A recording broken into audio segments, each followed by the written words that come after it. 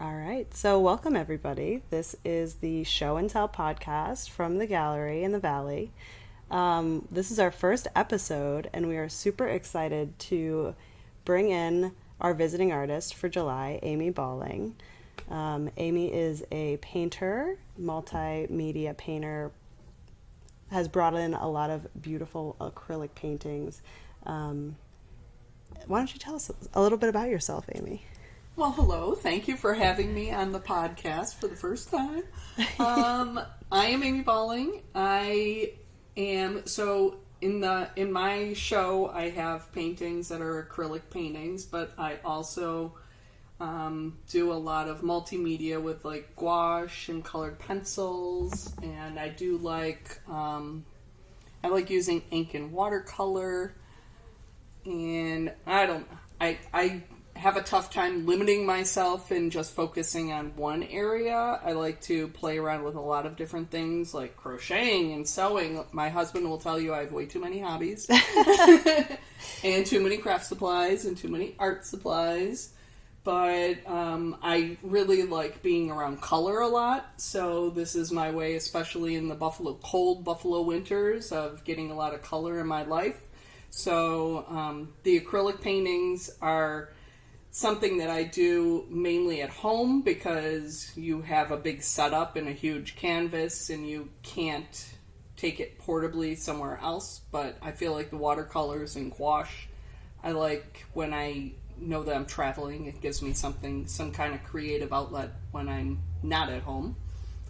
Yeah, I totally understand that. Having that craft room in your house, it's just like an absolute mess, and trying to organize it sometimes, and Well, I have two sons right now that are still living at home with us, but my husband said when one of them moves out, I will be getting my own room for all of my supplies.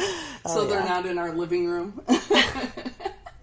That's I think a mom's rite of passage. You're allowed to do that. It becomes your space when they leave. So I'll start us off with the questions. I just want to start, I know we talked about this a little bit earlier, but your artistic journey, how long have you been making art? Where did you kind of start with the painting, or if you want to go even before that, like how has your artistic journey started and evolved? So my mom says that when I was 2 years old and on, anytime she needed to keep me entertained, it was helpful if she just had paper and pencil and I would just draw. It would keep me entertained for hours. And I remember as a kid, my bedroom was always a huge mess of art supplies and craft supplies all over the place. So I really haven't changed since then, now that I'm 50. But, so I always dabbled in art and I always enjoyed it a lot, but I didn't have a lot of time in my schedule to really take a lot of art classes. So in high school, I took one art class. In college, I took a jewelry making class and an intro to design class. And it was mainly just my goal to have the highest grade in the class. I didn't care much about anything other than that. Mm-hmm. But, and I would enter like poster contests for different art shows or art festivals, and I would lose them, and I would get irritated by that. But I still kept doing art just as like a hobby, and it kind of went on the back burner until during COVID. During COVID, because my boys were doing schoolwork from home and we were trapped in our houses 24 hours a day, 7 days a week, I got myself onto YouTube and I started watching a lot of YouTube videos and just watching what other artists did. And I never really had like a community of artists to pull from, to learn from. So YouTube became that. And then I got on Instagram during COVID and I decided to just start posting a painting a day, one painting a day. No matter how bad it looked, no matter what it looked like, I would just do one a day. Yeah. And it started from there, and I just kept watching other artists on Instagram and started following them, and I kept Instagram only for art.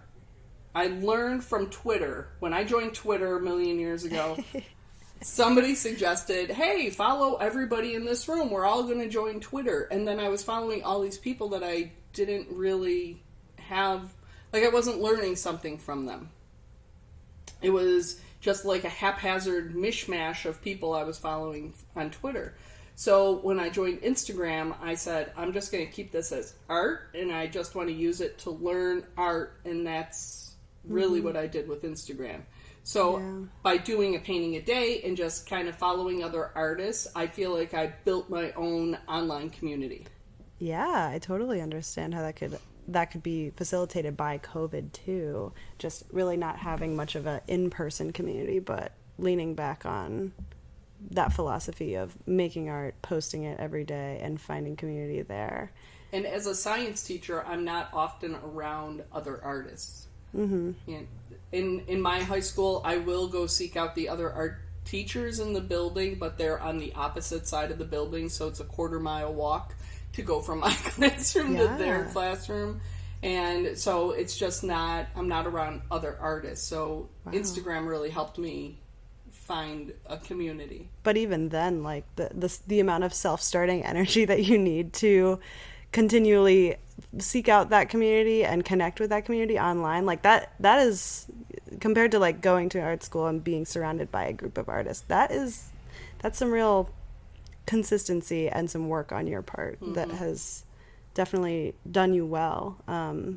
It's kind of interesting too, because so many people that I've met on Instagram and talked with on Instagram, like Joanna and Keith and Chip and Kate and just all these people that I'm now meeting in person, it's really quite interesting to have known them for over a year online and just started meeting them in person. Wow, that is so interesting.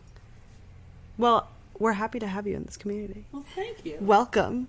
But one thing that you said that I really liked was like the philosophy of like the consistency of posting, even if it's bad art. Like, not that your art is bad in any way, but like being comfortable with like the growing process and the learning process, and having to continually create things that, like, you finish a product and you're like, well, I know I could learn from this, or I know I could do better, and then like you just keep moving. And I think like that kind of energy that you're bringing to your creative process has like done you so well in the end. Like you create beautiful things. And thank you. Sometimes people get like discouraged by, like, they make one thing and it's bad and they're like, oh, okay, I'm done.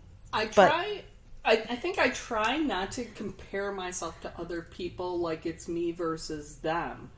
What I do more is I like to look at their art and I'm like, wow, I really like that, but what is it about that I like? Mm-hmm. Yeah. And sometimes I'll print out their artwork from Instagram and I'll label like, oh, I like the way the orange and the turquoise are next to one another. Mm-hmm. You know, stuff like that. And I make little notes about what I want to bring into my artwork that I like about theirs, without trying to copy their artwork. No, but like finding the influence or finding those little tidbits of visual pieces that you really like and learning how to make them your own, I think is very important to the creative process. So that leads me to my next question. I know you work in a school, you teach biology and earth science. So how does that, or does that at all, influence your creative process? And do you often draw any inspiration from the subject matters that you teach? Well, I've had other teachers ask me, they're like, why as a science teacher are you so interested in art? Like, where is the connection between the two? And I think the connection is nature. I love nature. I remember taking a botany class in college and I was like, oh my God, this is a class about plants. This is going to be the most boring thing ever. And then the class was amazing. Like, it made me realize, wow, plants are so much more advanced than we are. Oh, I'm tearing up. Because if you think about it, they have these amazing solar panels. They can sit out in the sun and put these solar panels out and collect the sun's rays and make their own food. Mm-hmm. You know, it's just, it's mind-blowing what they can do, and I love being in nature. I love it. Absolutely. It like refreshes me. It inspires you. It does, and I love going to Letchworth Yeah. and just being in the outdoors, and it's quiet, and it's just natural, and it's just calming. It's calming. The sounds are calming. The smells are calming. Like, there's everything about it. I was just in Letchworth this past weekend. It was like a refresh. It was like a recharge, Yes. Sometimes, have you ever heard of the concept of forest bathing? Mm-hmm. Where you just go to the forest and sit and just take it in, and you can close your eyes, you can meditate, you can just sit there and look at things, but just like having that exposure to nature, whether it's like 10 minutes or 15 minutes, is like, it's a recharge for sure. And I can definitely see how that inspiration comes through in your paintings. Oh, that's so sweet. So with your artistic process, generally you are out in nature, you're experiencing, and you find what strikes you, what strikes a chord in you, whether it's like emotional or like personal. I would say it's not like I love it. It's not I like being out in nature. I like the quiet, the calmness. I am not a person that listens to music. I just like the calmness. But I also like light. The way light hits some areas and not other areas, and the colors that you can see from that light, that's what I'm drawn to. Mm-hmm. Yeah. And I think the way you play with light too is really fun in the like color manipulation of your palettes, where like sometimes there will be a peak of like turquoise or bright orange or bright pink, and it never, like, there's never a moment where it looks out of place. It just brings that lightness to something that's very 2D, which is a hard thing to pull off. It's hard to make a painting look vibrant from behind, like it's really being hit by the light.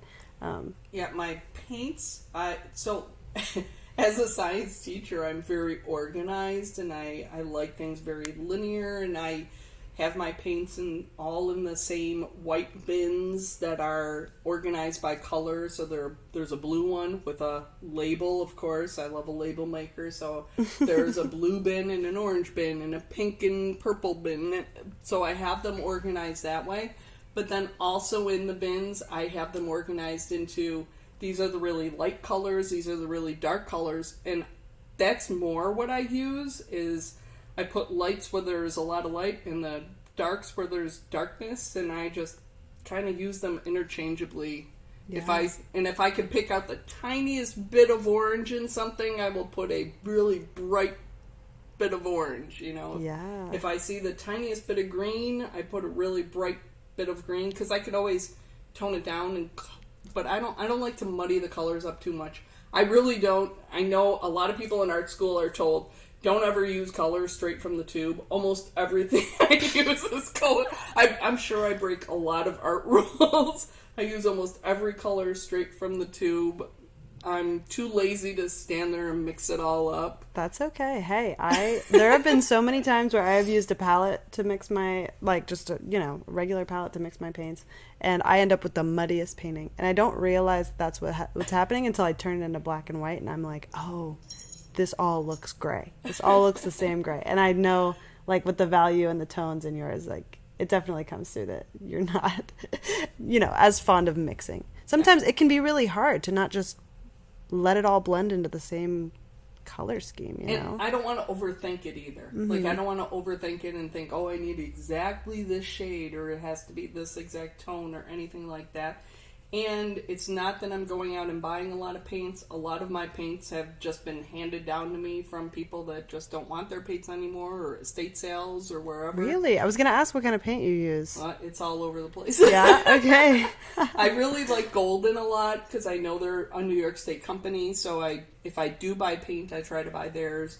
But I tend to like the thinner paints, not the heavy body stuff. I don't like the really thick paint. Mm-hmm. I like the more thin, or I don't know what you would call it. See, I don't even know what that's called.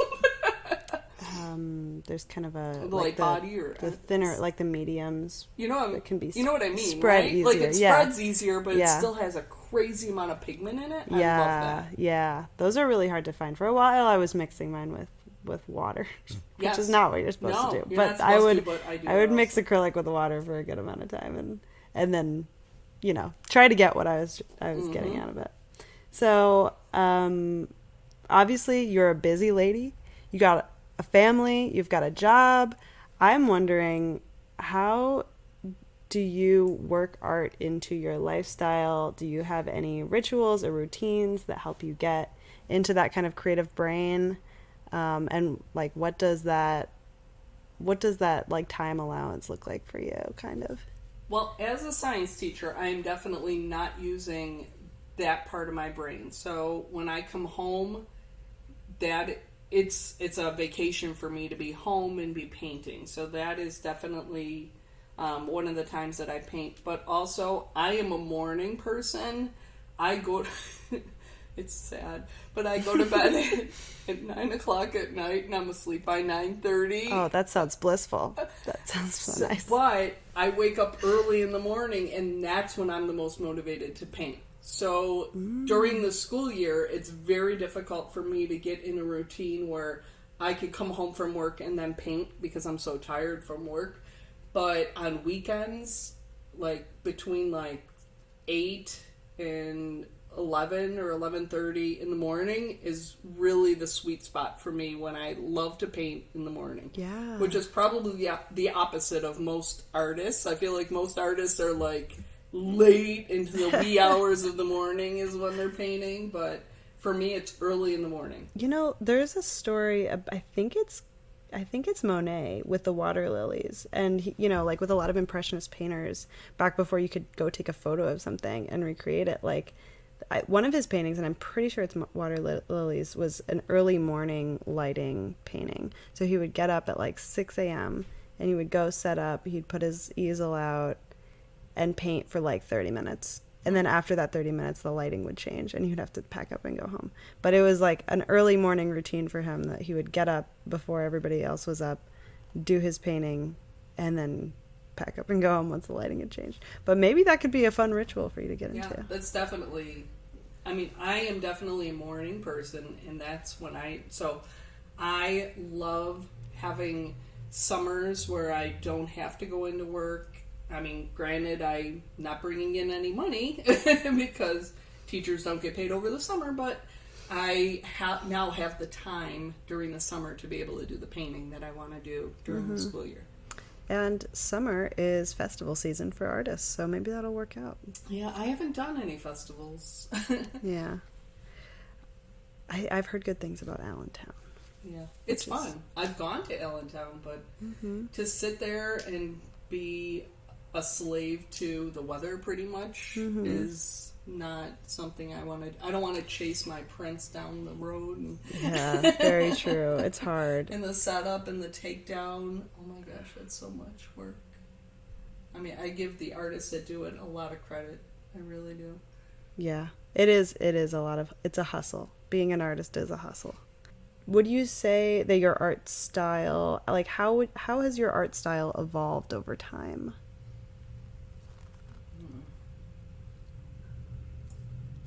That's a very good question. Well, when I first started during quarantine, it was mainly on paper. It was small. It was easy to store in my house. And I was mainly doing watercolor, ink and watercolor. That's where I really got started. I love laying down ink, waterproof ink, letting it dry, and then going back and just kind of haphazardly throwing watercolor in there to spice it up. And I love that a lot. And it stores easily in the house. But then I did one painting so I was selling my artwork at 11 Covington in Perry. And I brought in one painting of the waterfall at Letchworth. And it was on canvas. It was acrylic. It was the very first one I had ever done. Ever on canvas. And it sat there for months. And then this couple came in and they looked at the painting, and they were remodeling a little cottage, a tiny little cottage, and they chose my painting for the reveal. And they were also being filmed by Magnolia Network and HBO Max for a show called In with the Old. And they had that painting in their dining room. They ended up buying the painting, actually. They didn't return it. They ended up buying and keeping the painting in the house.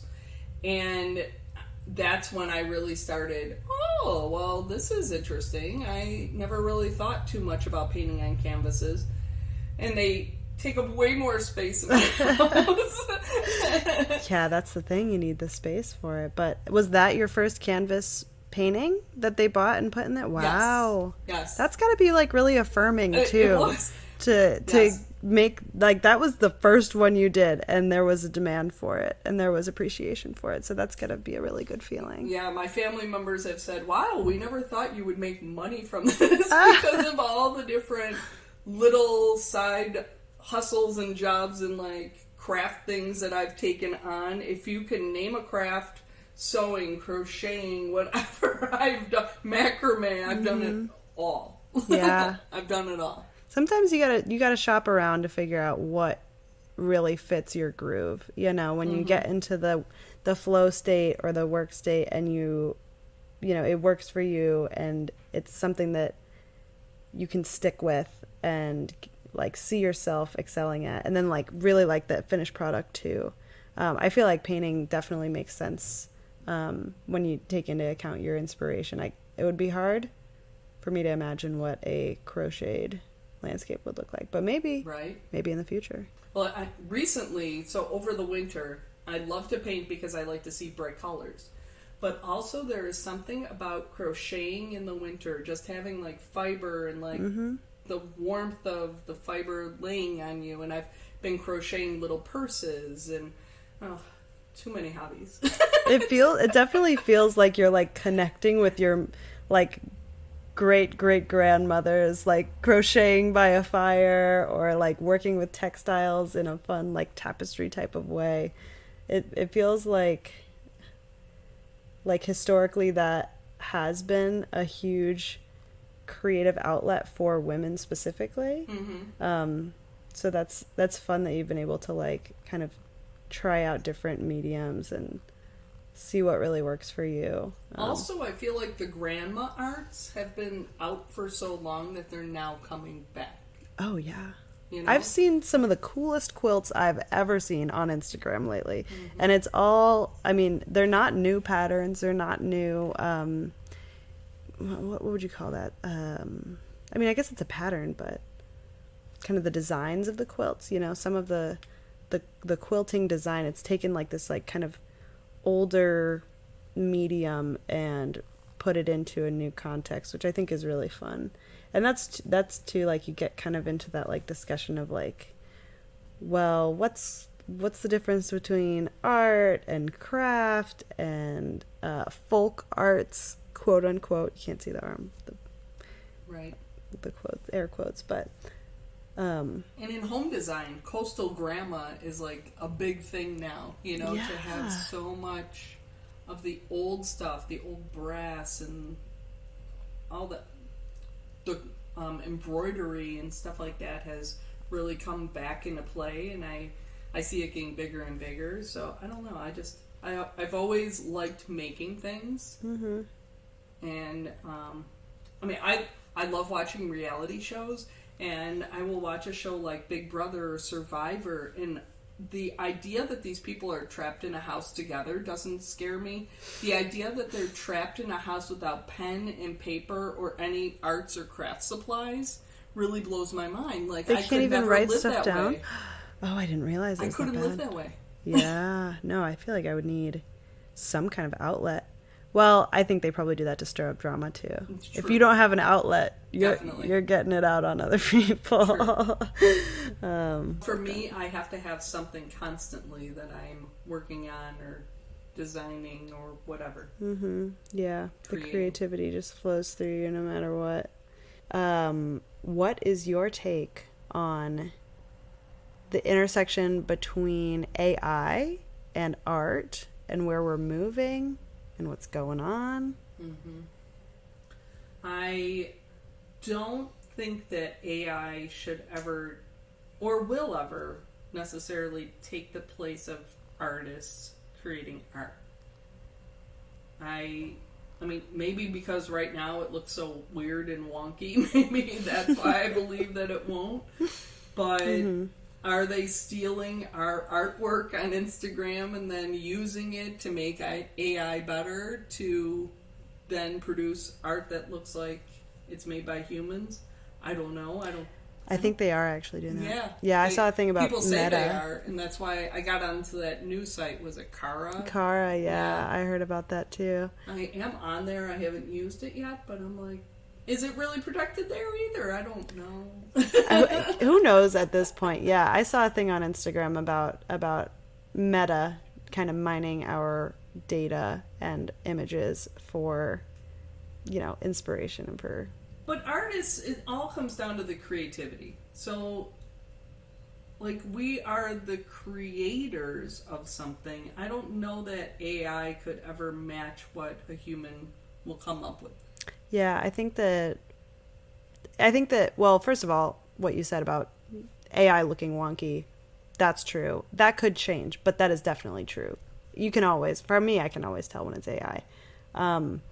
But I think like that artistic voice and that artistic vision behind the painting or, the piece of art, whether it's digital or, 3D or 2D or whatever, there's less of a human component. There's less of an intention with the art. Like it lacks that human viewpoint, that I feel like you can look at a painting and it can make you want to cry, or you can look at like something with the words in it. Some of Joanna's designs with the words, and some of Keith's paintings, like there's a Keith painting that has made me cry before, and it's just like you're, even with photography, you're still looking through a human viewpoint. The intention is still there, right? And I don't think that AI could replace that. No. I do like using it as a resource not with my paintings, but I've been toying with the idea of, at some point, I know I'm not there yet and I'm not ready for it yet, but someday creating like a children's book. And I love that with AI, I could say, I want to have a kid on a red bicycle with this, and it can give me something I could work with to create my own artwork from. Yeah. I can use it to create my own inspiration photos that I could throw together to create what I want. Yeah, absolutely. Like using it as kind of like a collage tool, instead of like necessarily sketching or collaging images together. Many artists who come through mention having kind of a level of imposter syndrome where they're like, I don't know if I don't know if I fit, or kind of like that. If you've heard of imposter syndrome before, it's kind of like that insecurity that whatever level we're on is not high enough. Have you experienced that in your own artistic journey? And if so, like, how have you overcome those kind of? I think as a science teacher who does art, maybe I just don't care. Maybe I don't think that people see me as an artist, so maybe I don't think that I'm being an imposter. So often we limit ourselves in art because we think it needs to look perfect. And there's no such thing as perfect. Yeah. And if I wanted it to look like a photograph, I would just take a photograph. Like, I don't understand people wanting to make everything perfect. And, like, anytime I've taught a workshop, I've done it a couple times at conferences, and it bothers me when people are like, oh, I can only draw stick figures.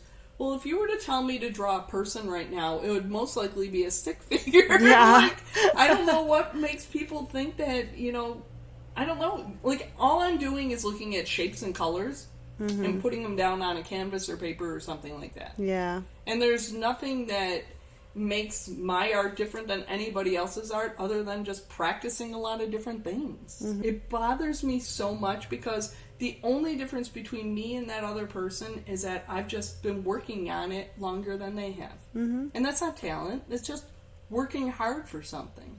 Yeah. It's not like I was born with this and you weren't. It's that, no, yes.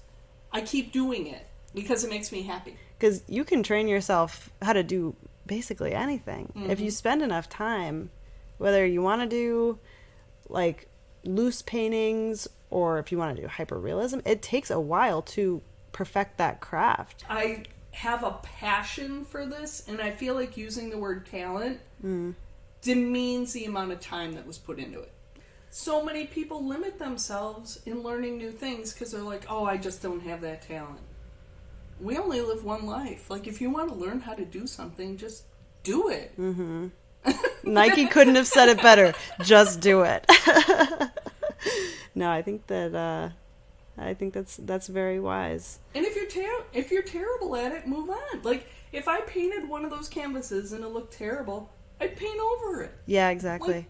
And like that's one of the points about like you being consistent with the creation, and like when you were talking about like moving through the pandemic in a like I'm just gonna get something done every day, because I've been in ruts before where I've made something, I've worked really hard on something, and then I've looked at it after spending like 20 hours on it and being like, I can't stand this, I hate this, and then been like, I'm just not gonna do art for a little while and just put this away and focus on other things.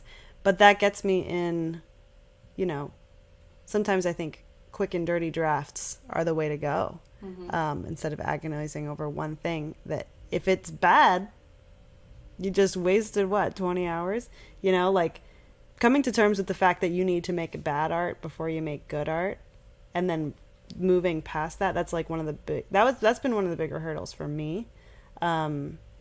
And I think, like, that's the same hurdle that you're talking about when people are like, oh, I'm just not creative. Well, it's like, okay, you probably made something that you weren't happy with, and then you said, okay, I'm just going to throw it all out, and give up. And I feel like most art, you get to a certain point in the making of it, and it's going to look like doo-doo at some point. You know? And some of the paintings at my house will sit there for a month or two and I won't touch them. Mm-hmm. But then I'll go back to it and look at it through a different lens, or I'll take the painting and flip it upside down, you know, and look at it from a different point of view.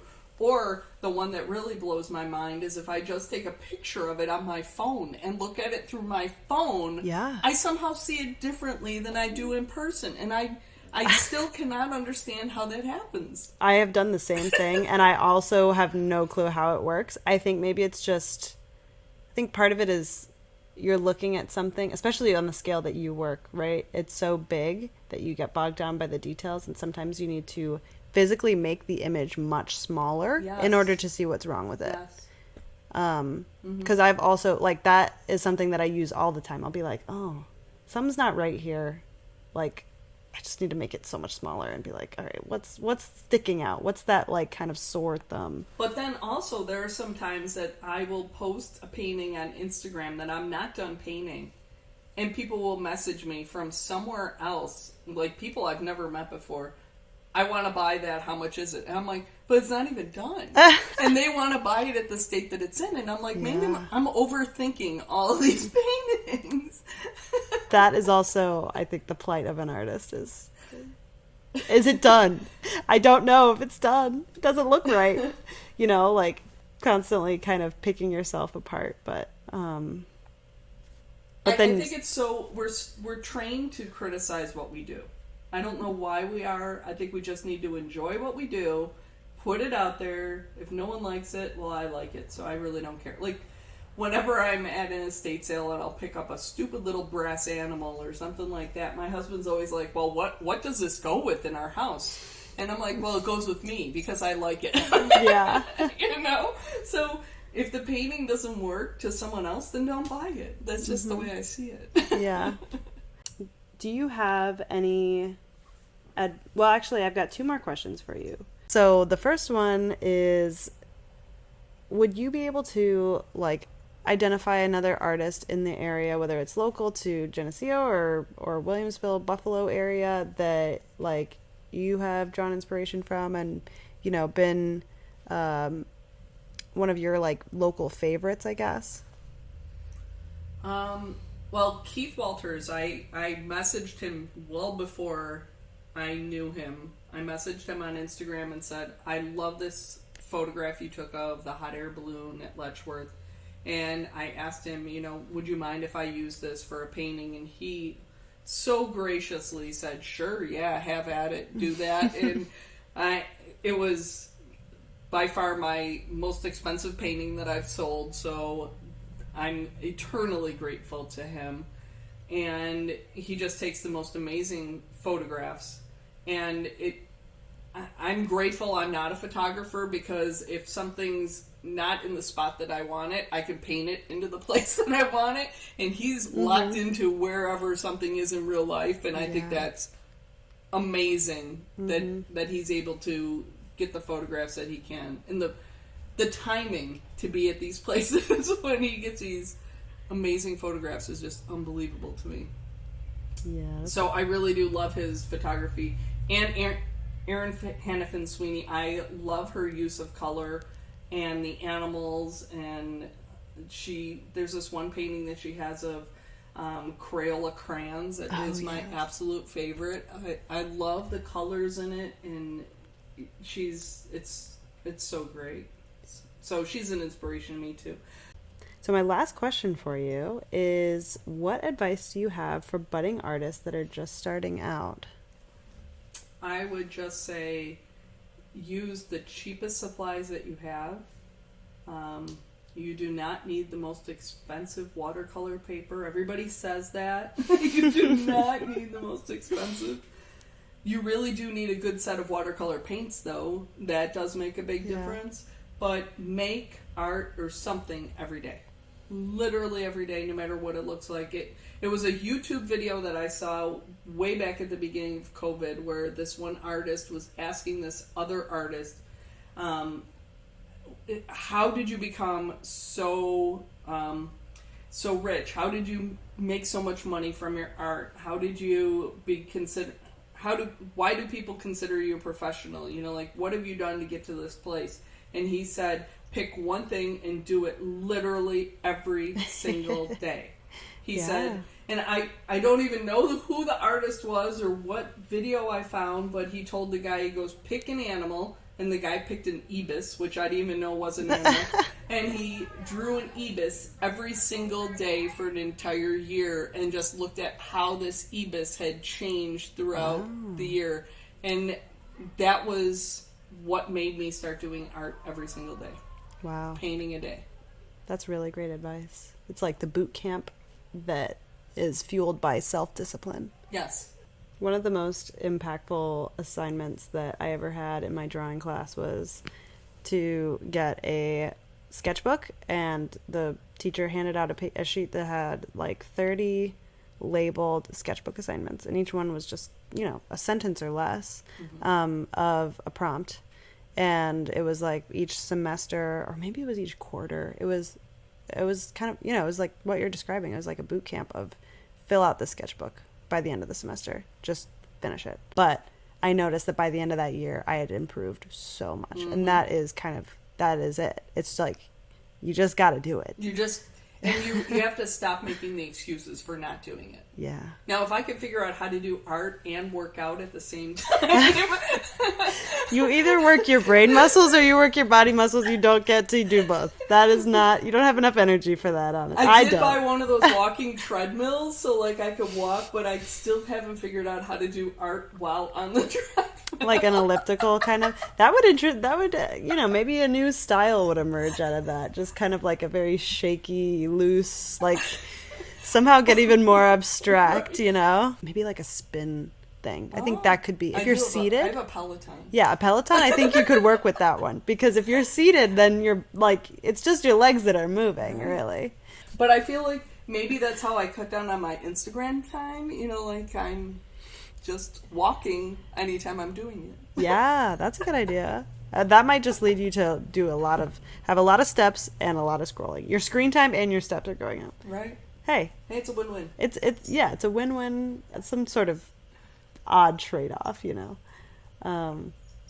Well, I love that. I've had such a lovely time interviewing you. Like, this has been so fun. I don't have any more questions for you, but it was so great to have you on the show and have our inaugural episode. Thank you. All right. That sounds good. Thank you for having me. I really enjoyed it. More than I thought I would. Yeah, it was a good time. All right. Well, thank you so much for coming on. And if any of the listeners here are interested in checking out Amy Balling's work, you can come into the gallery in July of 2024 and see her show, Vibrant Vistas, as well as check out her Instagram, Amy Balling. Ballin' with balling on Instagram, or my website, www.amyballing.com. Yeah, check her out. Check out some of her Vibrant Vistas. She is truly a gem to have around and a pleasure to talk to. Thank you. All right. Signing off.